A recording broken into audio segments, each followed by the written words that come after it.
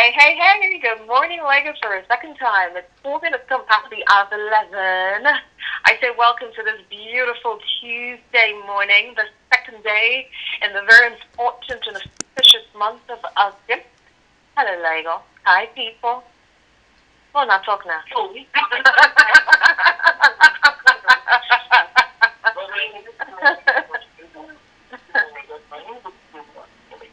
Good morning, Lagos. My name is Namma. Are you guys hungry? Are you guys full from having eating? Which is it? You're sleepy. Like you've made so much money and so much investment in your life that you can rest and sleep in the morning at 11 a.m. Okay. Oh, yes. You have to hit that ride with Daddy. Shout out, Daddy. If you know, you know. You had a weird dream where you made money. Why would making money be weird? Did you ever think of that? Okay, please. I'm not sure if it's weird or what that I'm hearing again, but okay, with the D at the end. Okay, we'll talk about that later. This is Niger People in Business, guys, right? Where we talk business, how to establish yourself, how to manage yourself, how to, start off, okay, as a business person, as a founder, as an intending founder. Just like the conversation that we had earlier in the morning, if you're with me much earlier in the morning, yes, this is another platform. With Inspiration FM, you just can't get it wrong, right? So today we have someone very interesting, okay, with us. She's not here live with us in the studio. She's in the United Kingdom, okay, but we're going to be talking about, studying abroad, an investment. How studying abroad is an investment, because when you speak investment, we're talking about what, should I say, the fruit in the long run. That's what it is. So why, go all the way to study? And who says, we're not saying, no, that you cannot study here, but yes, for persons who actually desire to go study abroad, what are your intentions? What comes to mind really? Is it just for the sake of it? Do you have plans? Why plan for it? These and many more conversations we're going to be having here today with our guest. And I'm just going to go ahead and tell you who she is. So our guest today is a senior lecturer, lecturer of the public health at the University of East London in the United Kingdom. And she moved to the UK as an international student for her master's degree and thereafter got her PhD scholarship. And upon completion of a PhD, and she has been lecturing within the UK's higher education sector, and her passion for international students has what prompted her to share ways of moving abroad on social media platforms, growing significant following on Twitter and other platforms. And she believes traveling abroad is an investment, and with the right information there, students can harness various opportunities available during and after your studies. So I'd say, ladies, please welcome our guest this morning, Dr. Folashade Alo. Good morning, everybody. Good morning, Telma. Good morning, other co-hosts. Thank you so much for having me on this show, and I look forward to the discussion. Okay, it's an absolute pleasure. So I'm just going to go ahead. I know that I already said a little bit, okay, about what it is that you do, who it is that you are, but Lagos would just like to know more about who Dr. Fola is. I hope we can go ahead and call you Dr. Fola. Absolutely. Okay, so go ahead, talk to us. Who is Dr. Fola? Thank you again. So yes, I am Folashade. I did my BSc in Nigeria at the University of Jos, and then moved to the UK right after for my master's and my PhD. And then I have been in academia. Like it says on my profile, I have been lecturing within UK universities, few of them that have moved around over the years. And I think, like you mentioned, I feel like I'm that story of investment and possibly reaping back that investment that I've made. And the reason why this is sort of like in the forefront of conversation now, I think, is because we can see how many people are putting in effort to actually go abroad. And so a little bit about myself and why I am interested in doing this. Thank you. Okay, so talk to us really about how, this kicked off for you. Was it a mindful plan or was it something that just happened to you? I think for me, it was something that happened. So a colleague of mine, a classmate, sent me a link for a scholarship application then, which I applied. Unfortunately, I wasn't accepted, and I think mostly because I literally didn't know what I was doing. No one to help me. I didn't have any resources that I could tap into, and I just did what I thought I could do. And in hindsight, I can see a lot of mistakes that I made then that I probably didn't allow me to get to that scholarship. So, but anyway, immediately Mm-hmm. after that, families and friends, we talked about it, and it sort of like came to a conclusion that I think this is probably still something we should try and pursue. And so it became more of an, out of pocket type of a scenario rather than a funded scholarship option. And I think the reason why the out of pocket, and we may talk about that a little bit in terms of how people, fund some of these quite expensive journey abroad.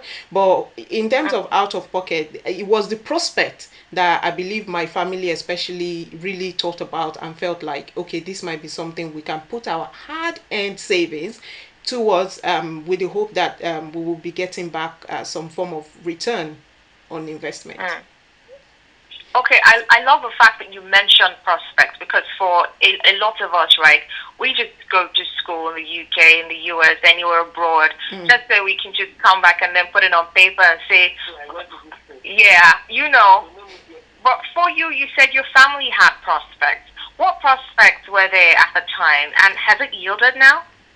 Right. So, thank you very much. Yes, prospect very essential and important. And I always say to international applicants, please don't come to the UK or any other country abroad if you don't know where you want to use that qualification, what you want to use it The for. go-to. Mm, Yes, or where to you want to go to with it. So for me personally, I think we had the idea within my family when we were planning to self-fund this. We had the idea that it was going to be friends and colleagues of my family members that are in workspaces, and they have actually gone abroad to study and come back at higher posts and now working at higher posts, and those kind of things. So the thought was, you go, you take, you get this qualification, and then you come back and hopefully you can have a higher employment in terms of the mm. posts of employment. So that was actually the goal when I left. And I You think, have, right, and I think go when, ahead. sorry. Go ahead. We lost you for a bit. Okay. Oh, thanks. It might be network. So yes, and I think the goal changed when I got here. I've never traveled abroad before. Actually coming for my studies, and so being here, and for me personally, seeing the sort of like difference in environment and opportunities that are here, I was the one that decided I would be staying a lot longer than I anticipated when I left Nigeria. And so it Mm, became a thing for me to say, what do I then do to stay on beyond my initial plan? And so having that mm-hmm, PhD was one that I felt, okay, this is something I could do. I do like academic, I do like research. And so a PhD option, I mean, I was lucky enough to get a scholarship, but a PhD was something that I felt like would really put me in that space that I want to be. And the whole mm, idea still was to maybe do a PhD and then, still go back to Nigeria at some point. But obviously, it kind of like continue to change with passing day and the way, the news we hear from Nigeria, and eventually it just became, okay, this might be it. mm. Amazing. All right. So, I think Nama had something. Okay. I like the fact that you mentioned the first time you tried to apply for your the scholarship, you messed it up, right? But Yes. the second time that you tried to apply and then go abroad, did you use a personal agent? Because they're like a lot of like scam right now in Nigeria. People try to use Mm, personal agents and they scam them of millions of naira. So did you use absolutely. a personal agent during your time? And what is your take on using personal agents? Is this a process that people should do on their own? Do you think people can, they should do it on their own, or should they have someone else do it for them? Give the person millions of naira to run this for them? And how did you do yours? Right. Thank you Yeah. so much for that question. I will start with my own experience and how I did, and then go about my view on it. So for me personally, when my family decided, please continue this, we would probably fund it ourselves. It was something I did myself. So I did the application to the university myself, and I was given the admission.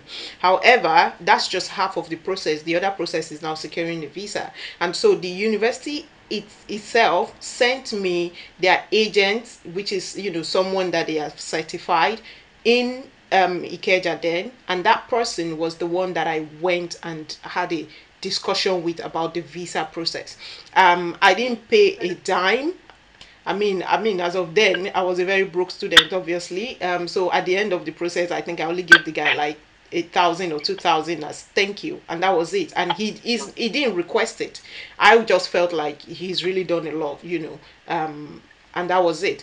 However, when it comes to my view, I think I would always, first of all, why would you give someone millions? That's ridiculous to begin with. UK application is one of the easiest, seamless, stress-free application you could do. I know colleagues that applying to US, to Australia, to Canada, and some of these other big countries in terms of international student applicants, especially from Nigeria, and we know how demanding and how challenging it can be to get through to those countries. But UK is one of those that if you sit down, you read what needs to be read on the official government website, you most likely will be able to access all the information you need and do this thing yourself. I think one of the things that we Nigerians sort of like struggle with is having that commitment to actually do. You just hear there's a guy that can do this for 50K, and you're like, yeah, I can just cough out 50K. I've actually been in a space where an agent used, we hear different stories, use someone's information to bring other people into the country without their knowledge. You see, so these things, it's not just, I wasn't scammed of millions. Yeah, you may not be scammed of millions, but you may actually be in trouble because that person was called by the home office and saying, do you have a wife, do you have a child? Because some people are in the country, and it became an issue that he got worried about. So all in all, I would always encourage you, do it yourself. However, if that is maybe too complicated or too challenging, there are university approved agents. And that means go to the university website itself and check who they have recommended for you, keeping in mind that you do not spend a dime in whatever you do with that agent or with those individuals that you will be working with. If you have to, then that would be the only option I would suggest. Now, the last one I would probably say is that a lot of us put information out there. I, for example, use my spare time. You would think academic is much challenging enough, but I still find spare time to put out information to tell people about different things around studying in the UK and all these opportunities that they may find and the rest of that. So there are videos that can help you in addition to all of this that we've the agents, approved agents, and the rest. But please, all those just individual persons that are like, I can help you do this for certain amount, if they don't take the money from you, they may take your data, and either way it's really bad. So I think that's my view on that. All right. Thank you very much for that, Dr. Fola. Let's talk about picking up schools. Now, there are people who would pick schools just because they want to, like, they just want to leave. Do you get what I mean? Yes. So they just go ahead and pick any schools. Let's talk about how important it is to know the school you are picking. Right. I think I did a session a while ago on factors for you to consider before picking a university in the UK. And there are so many factors, like you rightly said, most people are just one, I want to just japa. I think that's the most common word right now. I just want to japa, I just want to go. And so anything goes. And while some people, a lot of people are actually more concerned about the finance, the commitment. So most Yeah. applicants would email or send messages and be like, or when they're asking questions, it's just like, can you help me with affordable, cheap schools?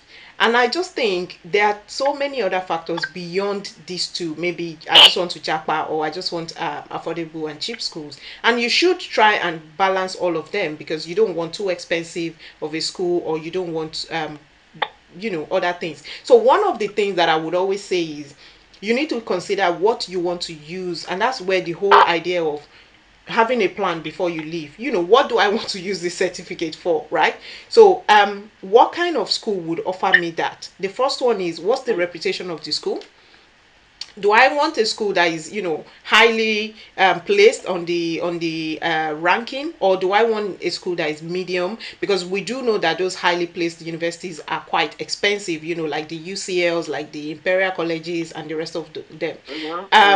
Or do I want an average university that they actually excel in my subject area? Because one thing that people also don't really put in mind, or put their mind towards, is the fact that some universities are excellent in certain subject areas and may not be highly placed on the ranking table. And so where a university, for example, is is excellent in digital, maybe digital marketing or digital media or something like that, and so that may be an influencing factor. It may not be the highest on the table, but it's actually quite well ranked for that subject area that you're interested in.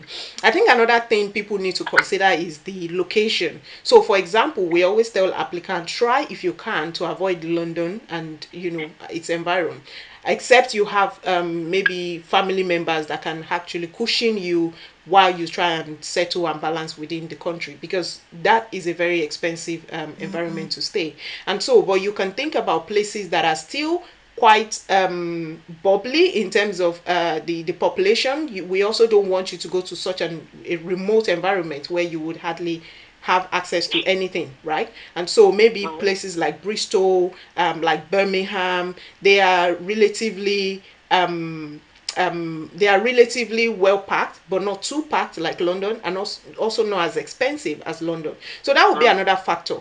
I think the other factor will probably be the length of years, because now within UK, masters are now going on to 2 years. Previously we used to only have just 1 year for most masters, but now we now have about 2 years, so where you are having placement attached to some programs. And so if you want to have a longer year, if you want to, your jackpot plan is for longer, trying to extend as much as possible, having that extra year may be something to think about, and that may be another factor that really links into what which university you would select. But all of these are some, for me, I would always say, try and jot down, based off of all these different factors, what do they have.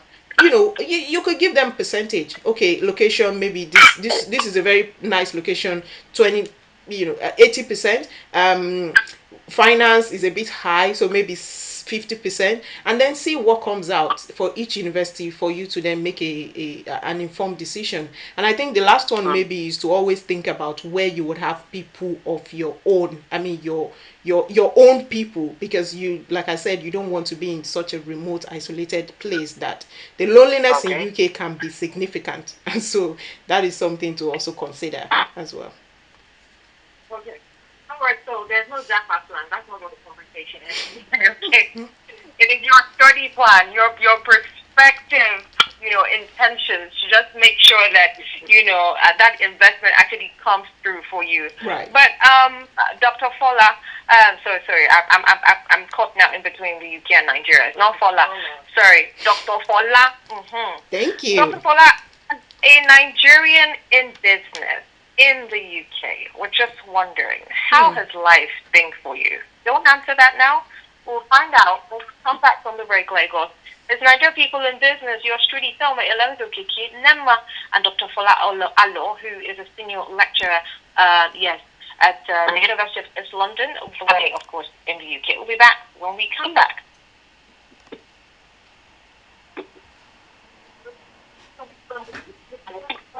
Okay? Senior lecturer.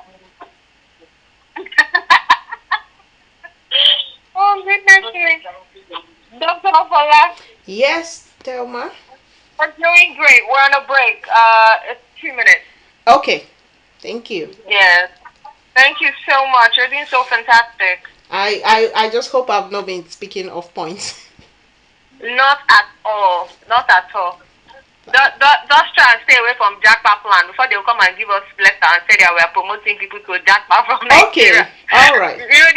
This election period, everything that we say, even when it's not offensive, they say it's offensive. They look for offense inside. Okay. Yeah, so we just need to be careful and as professional as possible. Thank you. But welcome. Thank you so much.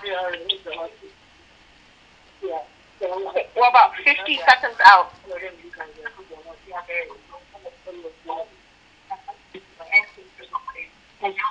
when we come back, we'll find out how life is for you there as a Nigerian in business in the education sector. In this sector, right. Yeah. We're 30 seconds out. Okay.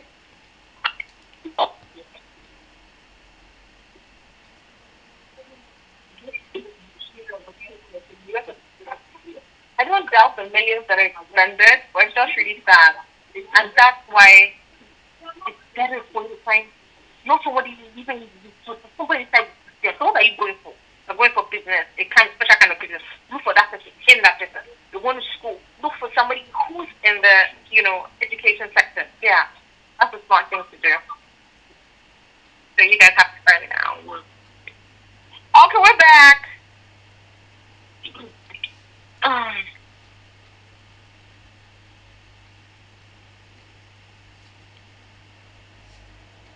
Alrighty, it's 11:25 Lagos. It's still Niger people in business. Thelma Illens is my name. Been doing this with Okiki Akindele.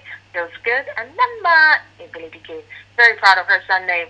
Dr. Fola Alo from the UK, yes, has been our guest. And yes, before we went on the break, we said when we return, we were going to find out how being a Nigerian in business in the UK, in the education sector, has been for Dr. Fola. You want to tell us about that?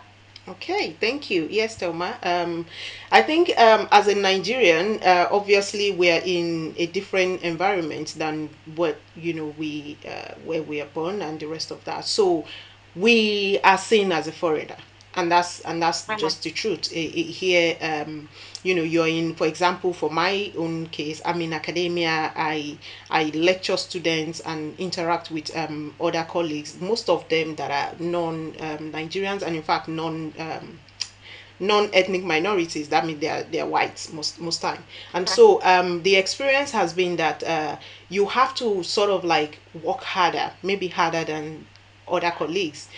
You have to be ready to take a bit more on your plate in terms of job requirements, as the case may be.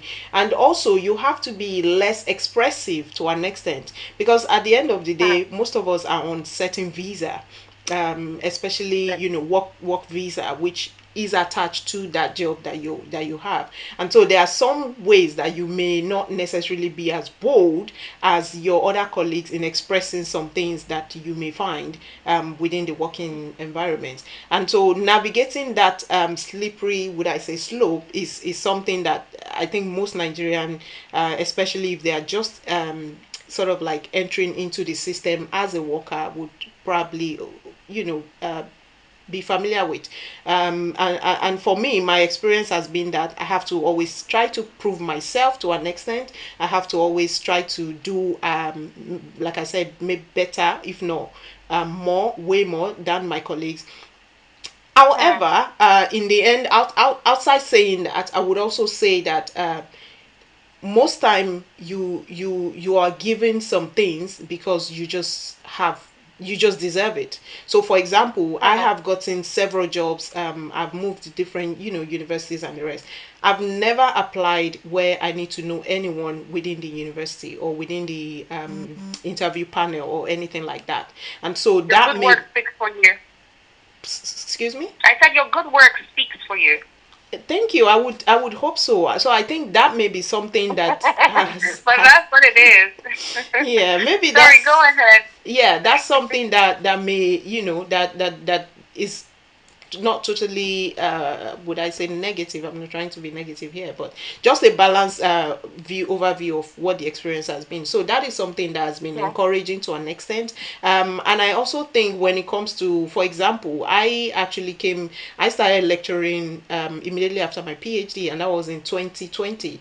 And I got promoted mid of 2021 to senior lecturer. That's quite fast, and you would think some political stuff may happen that it would be, this is too fast, but I think because they see how much you've put in, how much work, the evidence is there, and they just felt, well, this is, you deserve it and take it. And so maybe that's also an experience that I would say I've experienced while in academia, and that has sort of like helped me progress to an extent. So amazing. That's a beautiful, perfect, inspiring, overloaded overview of how you've actually thrived. Is that thriving, or is that succeeded, or succeeding as a Nigerian in the foreign land and doing fantastic and great things?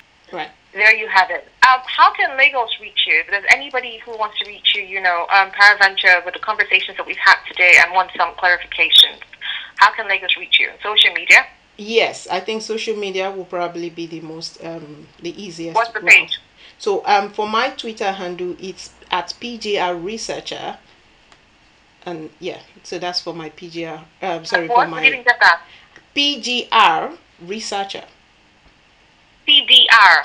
G PGR. for G Okay, for goat, okay. and Researcher, and for my Instagram, it's Instagram. UK African Students. Okay, I think that sounds just clearer. Yes. UK African Students on Instagram. Thank you so very much, Dr. Fola. We appreciate you. Thank you so much for having me. It's been a pleasure having this conversation. I really appreciate it. Thank you. Okay, thank you so much, Lagos, for being there. We gotta go. The headline news is up actually in a couple of seconds. My name is Thelma Ilan. Well, we're doing this again, having conversations around business, around persons in business, thriving and succeeding. Same time Tuesday next week at 11 a.m. We gotta go now.